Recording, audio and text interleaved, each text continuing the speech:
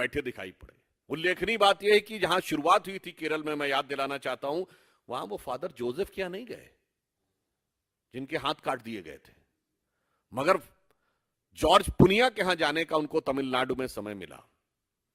केरल में स्वतंत्रता संग्राम सेनानी और महात्मा गांधी के अनुयायी के.ई. मेनन और पद्मश्री से सम्मानित श्री गोपीनाथ नायर के स्मारक का अनावरण करने के लिए उन लोगों ने जाकर राहुल गांधी जी से व्यक्तिगत अनुरोध किया था, परंतु उस स्मारक का अनावरण करने का उन्हें समय नहीं मिला, जिसके लिए बाद में केरल कांग्रेस ने खेद भी व्यक्त किया।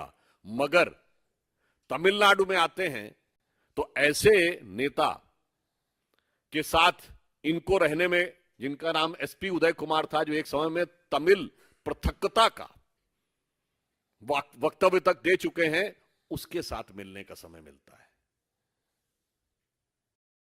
फिर तमिलनाडु में एक अभिनेता से असफल नेता बने कमल हसन जी को वो इंटरव्यू देते हैं जिसमें वो कहते हैं कि nation with A confuse vision. वास्तविकता ये है कि दोनों ही एक कंफ्यूज नेता एक दूसरे का इंटरव्यू ले रहे थे या जो भी उत्तर दे रहे थे। ये वो व्यक्ति हैं जिनके मुंह से आजाद कश्मीर जैसा शब्द भी निकल गया था, उनको वो इंटरव्यू दे रहे थे। कर्नाटक पहुंचती है यात्रा। याद करिए, कर्नाटक के उनके कार्यकारी अध्यक्ष जो पूर्व में रहे थे, क्या बोले थे कि हिंदू शब्द बहुत गंदा है। महाराष्ट्र पहुंचती है यात्रा तो वीर सावरकर के खिलाफ नफरती बयान। गुजरात में जा नहीं पाती है। गुजरात के पास पहुंचते हैं तो गुजरात की विकास की सबसे बड़ी विरोध की प्रतीक मेधा पाटकर, जिन्होंने गांधीयंस विद गन कहा था। देखिए, कंफ्यूज नेशन इसे कहते हैं कि गांधी और गन का संबंध जिन्होंने स्थापित किया था उनके साथ थे। उसके बाद उनकी यात्रा का जो स्थायी साथी था, जैसे यात्रा में एक बारात में सहवाला चलता है ना, तो वो जो थे वो एक छात्र नेता थे जिनकी ख्याति टुकड़े टुकड़े की संज्ञा से जुड़ी हुई है, और जिन्हें इसी यात्रा के दौरान कांग्रेस पार्टी के द्वारा राहुल गांधी के बाद सबसे लोकप्रिय युवा नेता का विशेषण भी दे दिया गया। उसके बाद यह यात्रा दिल्ली पहुंचती है। अनेक विपक्षी दलों से वो आह्वान करते हैं कि भाई अब तो आ जाइए, कोई आने को तैयार नहीं होता है। उसके बाद यह यात्रा जब कश्मीर के नजदीक पहुंचती है तो फिर वो दिल की आरजू ऐसे लबों पर आती है कि वो सर्जिकल स्ट्राइक का बयान कौन बोलता है? यात्रा के संयोजक दिग्विजय सिंह जी। ये ठीक है कि फिर उनके सामने से माइक भी हटाया जाता है। यह दर्शाता है कि राहुल गांधी जी की यह यात्रा शुरू से अंत तक किस प्रकार की प्रवृत्तियों को साधे हुए उत्तरोत्तर आगे बढ़ रही थी। महत्वपूर्ण बात यह है कि न गांधी के प्रदेश में जा पाई, न नेहरू के प्रदेश में जा पाई। और सेना के बारे में ऐसे अपमानजनक बयान कहे गए, हमारे वीर सैनिकों के लिए पिटने की बात कही गई। और इससे बड़ा कंफ्यूजन आपको इस यात्रा में दिखाई नहीं होगा कि हर बयान में उन्होंने कहा कि वो नफरत के खिलाफ अपना अभियान चला रहे हैं, मगर इतने नफरती जहर बुझे सामानों को लेकर ये कौन सी मोहब्बत की दुकान वो श्रीमान सजा रहे थे, ये कोई भी समझ सकता है। एक तरफ उन्होंने कहा, दूसरी तरफ क्या बोला, मुझे नफरत कहीं दिखी नहीं। मतलब इससे बड़ा विरोधाभासी वक्तव्य आपको नहीं दे सकता कि मेरी यात्रा नफरत के खिलाफ थी, तथा कथित नफरत के खिलाफ, और मुझे तो नफरत कहीं दिखी नहीं। इसी यात्रा में उन्होंने कहा वो राहुल गांधी तो है ही नहीं, वो तो समाप्त हो गया है। उन्होंने कहा सर्दी आपको इसलिए लगती है कि सर्दी से आप डरते हैं। मुझे लगता है ये कंफ्यूज नेशन की जो बात उन्होंने कही, तो सबसे ज्यादा कंफ्यूजन उस पूरी यात्रा के दौरान उनके स्वयं के आचरण में देखा। उसके बाद उन्होंने आकर अंतिम समय में, जब यात्रा समापन के समय उन्होंने अपने परिवार को याद किया, तो मैं यह भी याद दिलाना चाहता हूं, भारत जोड़ो की जब बात होती है, भारत तोड़ो कब हुआ था? जब भारत माता के दो टुकड़े हुए, उस समय कांग्रेस पार्टी के अध्यक्ष और अंतरिम सरकार के प्रधानमंत्री के रूप में जब उन्होंने 2 सितंबर 1946 को अंतरिम सरकार के प्रधानमंत्री के रूप में नेतृत्व करते हुए नेहरू जी नेतृत्व कर रहे थे, तब बाकायदा सिग्नेचर करके यह प्रस्ताव पारित किया गया था कांग्रेस की एग्जीक्यूटिव में। आधा पंजाब चला गया था, आधा बंगाल चला गया। उसके बाद जो बच गया, आजादी के बाद आप ही के परिवार के शासनकाल में आधा कश्मीर भी चला गया। उसके बाद जो बच गया तो 62 में अक्साई चिन और मानसरोवर भी चला गया। यानी जिसे कह सकते हैं कि आपकी भारत को क्या जोड़ा था कि आधा पंजाब गया, कश्मीर गया और चला बंगाल गया और चीन के हाथों मानसरोवर का वहां ऊंचा भाल गया। इसलिए मैं ये कह सकता हूं, आज यदि आप झंडा फहराने में सफल हो रहे हैं तो वो तब जब हमारे संस्थापक अध्यक्ष ने इसके लिए अपने प्राण बलिदान किए और हम कहते थे जहां हुए बलिदान मुखर्जी वो कश्मीर हमारा है। और उसके बाद समय समय पे हमने उस कश्मीर के लिए जान की बाजी लगाकर हमारे नेताओं ने वहां जाकर झंडा फहराया और भारत के इतिहास के सबसे दृढ़ निश्चय के राजनीतिक निर्णय में जब हमारे प्रधानमंत्री जी ने 2019 में निर्णय लिया तो आज वो हालात बने हैं कि वहां पर जाकर 26 जनवरी 15 अगस्त को डल लेक पे तिरंगे की पूरी लाइन दिखती है, कतार दिखती है और आप यह झंडा फहराने में सफल हो रहे हैं। इसलिए मैं सिर्फ यह कहना चाहता हूं कि कांग्रेस की यह यात्रा, जिसने एक नहीं अनेक मौकों के ऊपर पूरे इस 150 दिन के अपने कालखंड में जितने नफरत और घृणा के बयान थे, जितने नफरत और घृणा के प्रतीक लोग थे, उन सबको साथ में रखकर और पुनः एक बार स्मरण कराया कि जब एक भारत श्रेष्ठ भारत बन रहा है तो वो सारी की सारी प्रवृत्तियां जो कि भारत को समय समय के ऊपर बांटने में, समाज के अंदर भिन्न भिन्न प्रकार के विभेद पैदा करने में निरंतर प्रयत्नशील रहती थी, और जिसका इस यात्रा का जो मूल उद्देश्य था कांग्रेस का, वो भारतीय जनता पार्टी या श्री नरेंद्र मोदी जी के विराट व्यक्तित्व से कोई संबंध नहीं था। उन्हें विपक्ष के रूप में अपनी जो हैसियत समाप्त हो रही थी और विपक्ष के कई नेताओं के मन में जो महत्वाकांक्षाएं उठने लगी थी, चाहे ममता जी हो, चाहे नीतीश कुमार जी हो, चाहे केजरीवाल जी हो, केसीआर जी हो या शरद पवार जी हो, उन सबको हैसियत दिखानी थी कि भाई हम तो इतने सारे राज्यों में हैं, आप कहां पर हैं। और इस उद्देश्य में और उसके बाद उन्हें यह प्रयास करना था कि वो सारे के सारे विपक्ष के नेताओं को अपने पक्ष में कर लें, परंतु उसमें भी ये पूरी तरीके से असफल रहे, क्योंकि किसी भी बड़े विपक्षी नेता ने या किसी भी बड़े दल ने उनका साथ आने से इनकार कर दिया। अब मैं सिर्फ यह कहना चाहूंगा कि कांग्रेस यदि भारत जोड़ो की बात करती है तो इससे बड़ी विडंबना नहीं हो सकती। और ये तथाकथित सेकुलर दल, विपक्षी दल, इनकी पूरी नीति क्या रही? कांग्रेस और उनकी जितनी ऑफशूट पार्टियां हैं, इन सब की भारत के बारे में क्या नीति रही कि बांटे आंगन और गलियारे, बांटे मंदिर और गुरुद्वारे, बांटे गली मोहल्ले सारे,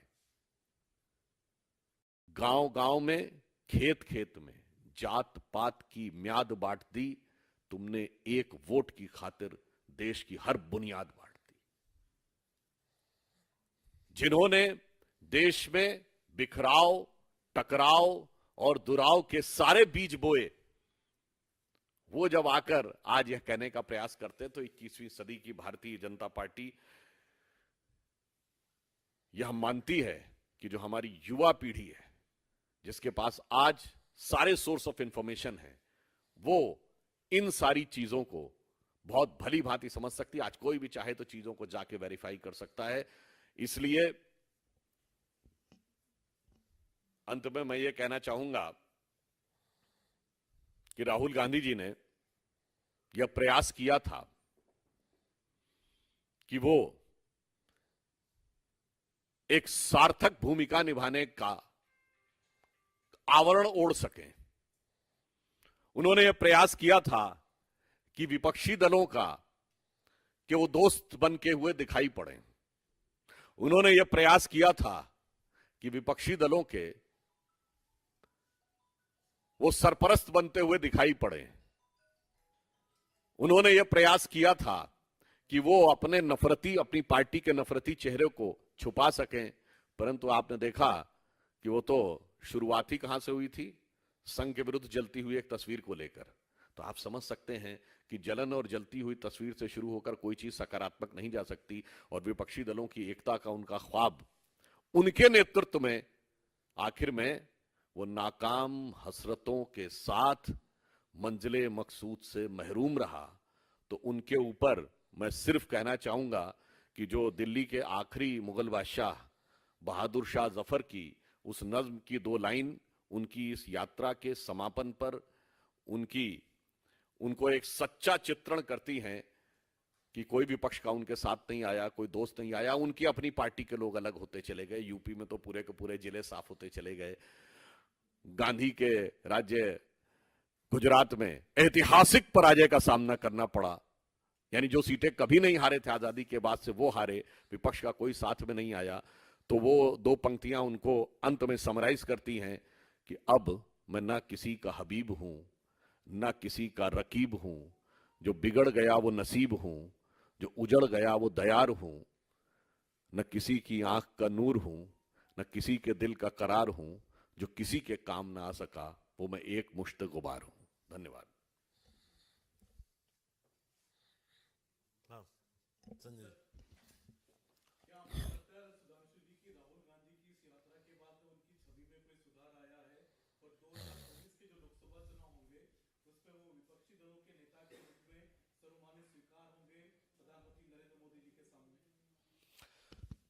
विपक्षी दलों के सभी बड़े नेताओं ने जिस प्रकार का रिस्पांस दिया है उससे आप समझ सकते हैं कांग्रेस की यात्रा का उद्देश्य यही था। परंतु जितने मैंने आपको उदाहरण गिनाए, इसके बाद बहुत साफ रूप से समझा जा सकता है कि कांग्रेस की छवि और विपक्षी एकता का अलंबरदार बनने का उनका ख्वाब यथार्थ के धरातल पर टकराकर चकनाचूर हो गया है।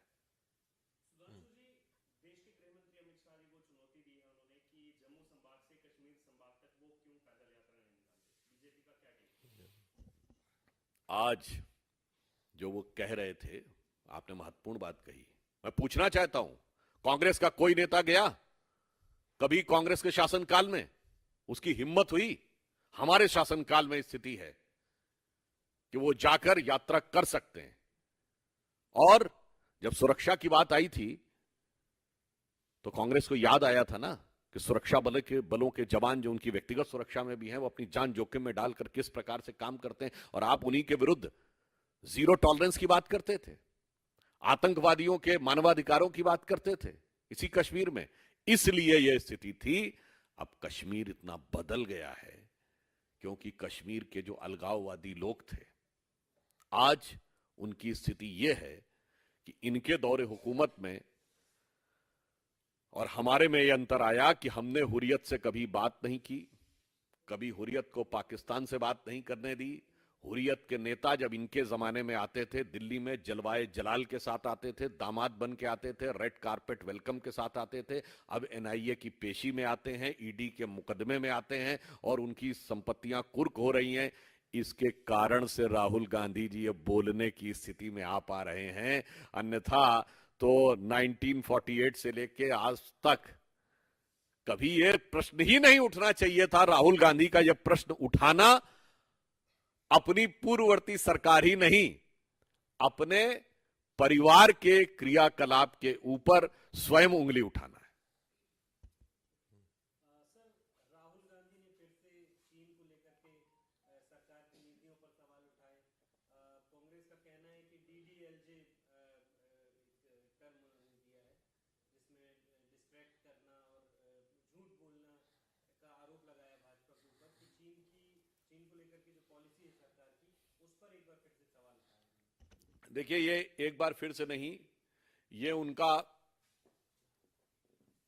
सवाल रहता है। उसका कारण जानते क्या है? जो लोग साहित्य समझते होंगे तो एक होता है स्थायी भाव और एक होता संचारी भाव। स्थायी भाव है भारतीय जनता पार्टी और मोदी जी से नफरत करना, और संचारी भाव है कि रह रह कर इस ढंग का कोई ना कोई मुद्दा उठाकर बोलते रहना।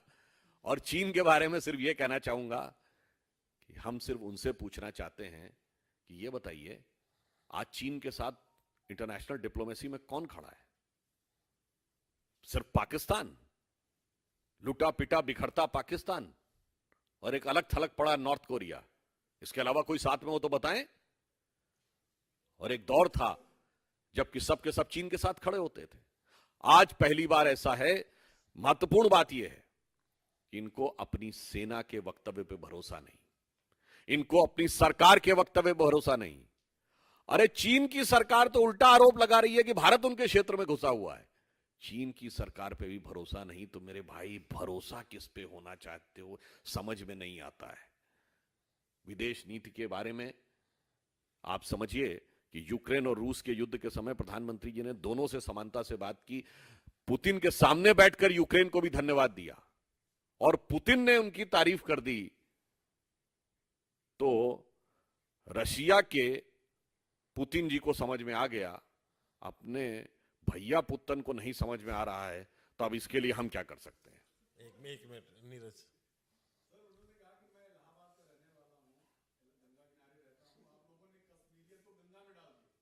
उन्होंने डाला। ये गए क्यों नहीं थे प्रयागराज?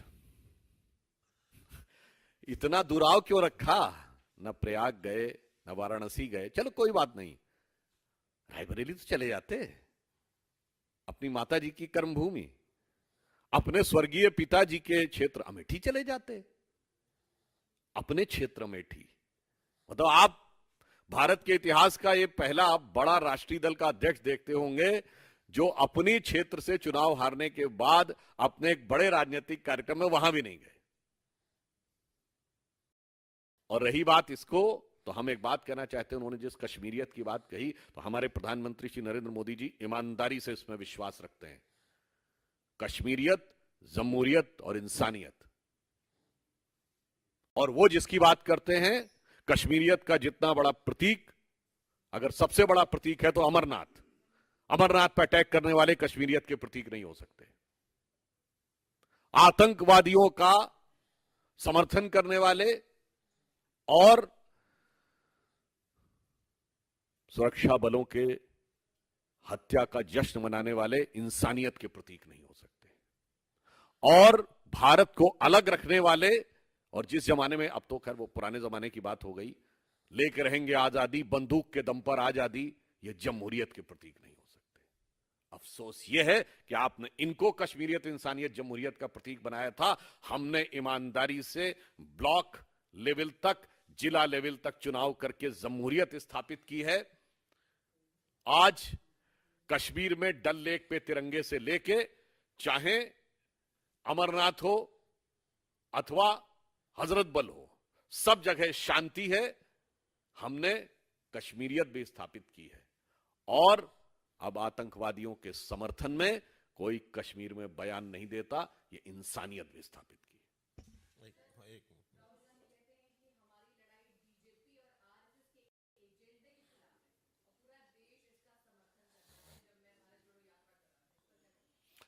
देखिए, पहली बात तो यह है कि वो अभी अपने बारे में नहीं बता पा रहे हैं, तो उनसे ये बताइए कि उनके हिसाब से एजेंडा क्या है।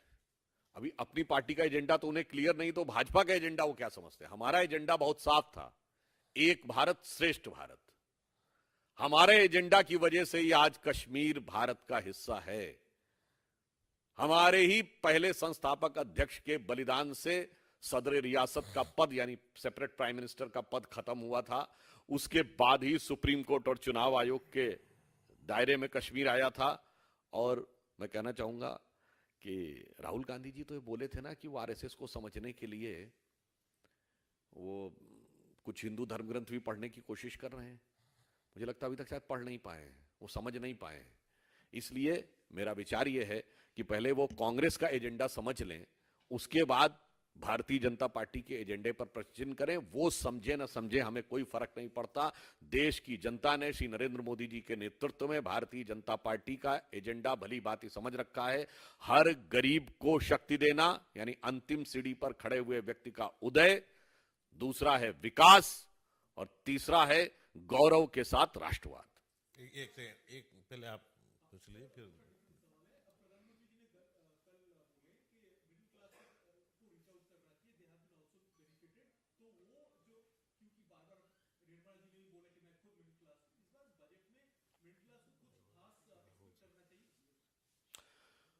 बस 24 घंटे इंतजार करिए। आप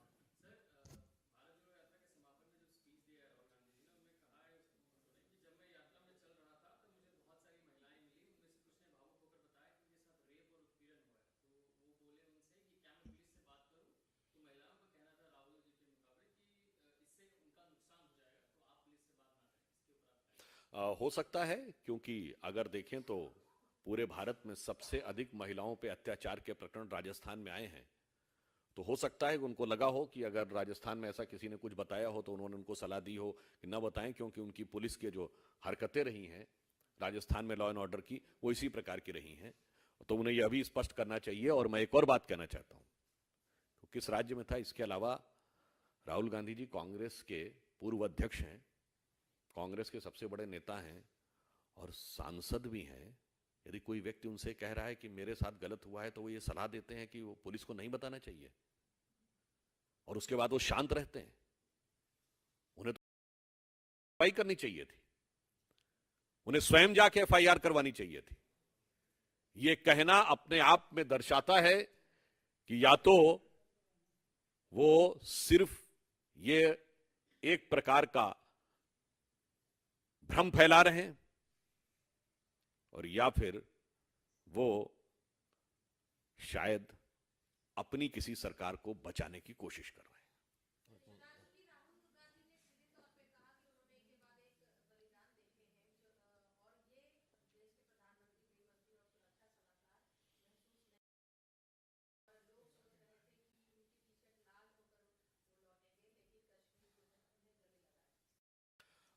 देखिए, हम तो सिर्फ ये कहना चाहेंगे कि बलिदान होने की बात अगर है तो स्वतंत्र भारत में पहला आत्म बलिदान हमारे संस्थापक अध्यक्ष श्याम प्रसाद मुखर्जी जी ने किया था, और उसके बाद कितने बलिदान नहीं देखे हैं, और विरोध होने के बावजूद कैसा साथ दिया है। 62 का युद्ध हो, नेहरू जी के वक्तव्य पढ़ रहे हैं, जनसंघ ने कैसा साथ दिया, जनसंघ के साथ साथ राष्ट्रीय स्वयंसेवक संघ ने कैसा साथ दिया, 65 के युद्ध में शास्त्री जी के वक्तव्य पढ़ रहे हैं, 71 के युद्ध में अटल जी के वक्तव्य पढ़ रहे हैं, नरसिम्हा राव के समय में 95 में जेनेवा में किस ढंग से जाके अटल जी ने सरकार का समर्थन किया था, और उन्होंने क्या किया है। हमारे लोगों ने उत्तर से दक्षिण तक सदा सर्वदा बलिदान दिया है। हां, यह भी मैं कहना चाहता हूं कि जो दुखद हत्याएं हुई उसके लिए देश को बहुत कष्ट है, परंतु यह भी एक सत्य है कि उन्हीं के परिवार के 2 प्रधानमंत्रियों ने अपनी अध्यक्षता में गठित कमेटी के द्वारा अपने को भारत रत्न भी दिया है।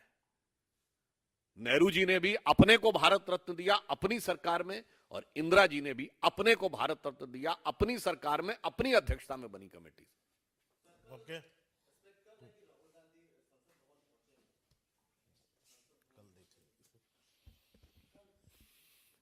कल देखिए, ये तो आज तक था, कल देखिए क्या होता है, क्योंकि वैसे वो आज के बाद कल क्या करेंगे, ये मुझे लगता है उनके नजदीकी लोगों को भी इतना विश्वास नहीं होता है कि वो क्या क्या कहेंगे, क्या करेंगे। तो मुझे लगता है इसके लिए कल सवेरे का इंतजार करना चाहिए। Okay, thank you. थैंक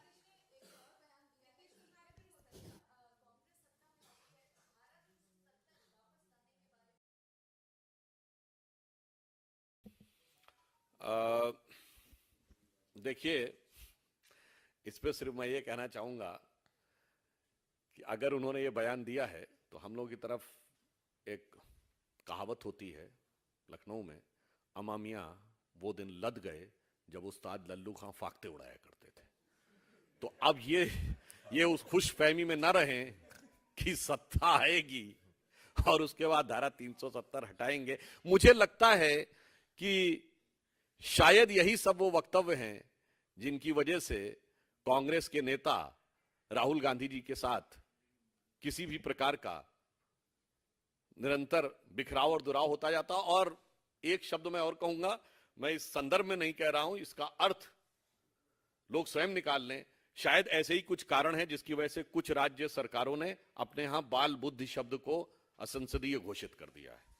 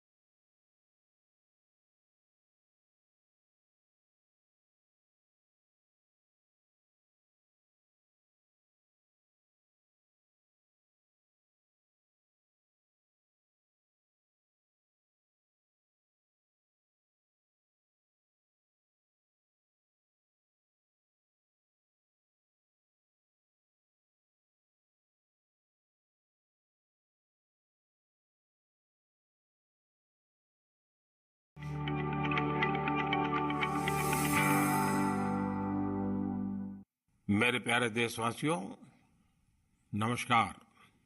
2023 की यह पहली मन की बात और उसके साथ साथ इस कार्यक्रम का 97वां 97th एपिसोड भी है।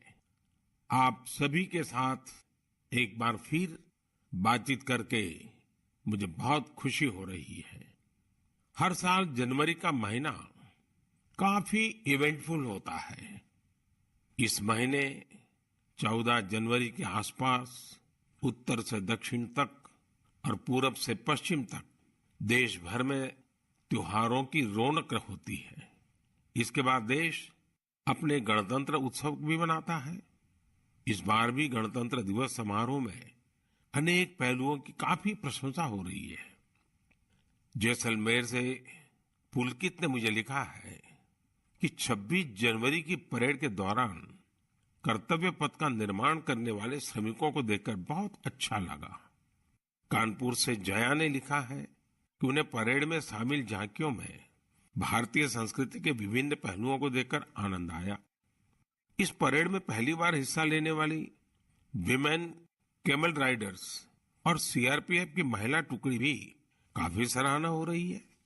साथियों, देहरादून के वत्सल जी ने मुझे लिखा है कि 25 जनवरी का मैं हमेशा इंतजार करता हूं, क्योंकि उस दिन पद्म पुरस्कारों की घोषणा होती है और एक प्रकार से 25 तारीख की शाम ही मेरी 26 जनवरी के उमंग को और बढ़ा देती है। जमीनी स्तर पर अपने समर्पण और सेवा भाव से उपलब्धि हासिल करने वालों को पीपल्स पद्म को लेकर भी कई लोगों ने अपनी भावनाएं साझा की हैं। इस बार पद्म पुरस्कार से सम्मानित होने वालों में जनजातीय समुदाय और जनजातीय जीवन से जुड़े लोगों का अच्छा खासा प्रतिनिधित्व रहा है। जनजातीय जीवन शहरों की भागदौड़ से अलग होता है, उसकी चुनौतियां भी अलग होती हैं। इसके बावजूद जनजातीय समाज अपनी परंपराओं को सहेजने के लिए हमेशा तत्पर रहते हैं। जनजातीय समुदाय से जुड़ी चीजों के संरक्षण और उन पर रिसर्च के प्रयास भी होते हैं। ऐसे ही टोटो, हो, कुई, कुवी और मांडा जैसी जनजातीय भाषाओं पर काम करने वाले कई महानुभावों को पद्म पुरस्कार मिले हैं। यह हम सभी के लिए गर्व की बात है। धानीराम टोटो, जानोम सी सॉय और बी रामकृष्ण रेड्डी जी के नाम अब तो पूरा देश उनसे परिचित हो गया है। सिद्दी, जारवा और ओंगे जैसे आदि जनजाति के साथ काम करने वाले लोगों को भी इस बार सम्मानित किया गया है। जैसे हीराबाई लोबी, रतन चंद्र कार और ईश्वर चंद्र वर्मा जी। जनजातीय समुदाय हमारी धरती, हमारी विरासत का अभिन्न हिस्सा रहे हैं। देश और समाज के विकास में उनका योगदान बहुत महत्वपूर्ण है। उनके लिए काम करने वाले व्यक्तित्वों का सम्मान नई पीढ़ी को भी प्रेरित करेगा। इस वर्ष पद्म पुरस्कारों की गूंज उन इलाकों में भी सुनाई दे रही है जो नक्सल प्रभावित हुआ करते थे। अपने प्रयासों से नक्सल प्रभावित क्षेत्रों में गुमराह युवकों को सही राह दिखाने वालों को पद्म पुरस्कारों से सम्मानित किया गया है। इसके लिए कांकेर में लकड़ी पर नक्काशी करने वाले अजय कुमार मंडावी और गढ़चिरौली के प्रसिद्ध झाड़ीपट्टी रंगभूमि से जुड़े परशुराम कोमाजी खुणे को भी ये सम्मान मिला है। इसी प्रकार नॉर्थ ईस्ट में अपनी संस्कृति के संरक्षण में जुटे राम कुई बांगवे न्यूमे, विक्रम बहादुर जमातिया और कर्मा वांगचू को भी सम्मानित किया गया है। साथियों, इस बार पद्म पुरस्कार से सम्मानित होने वालों में कई ऐसे लोग शामिल हैं जिन्होंने संगीत की दुनिया को समृद्ध किया है। कौन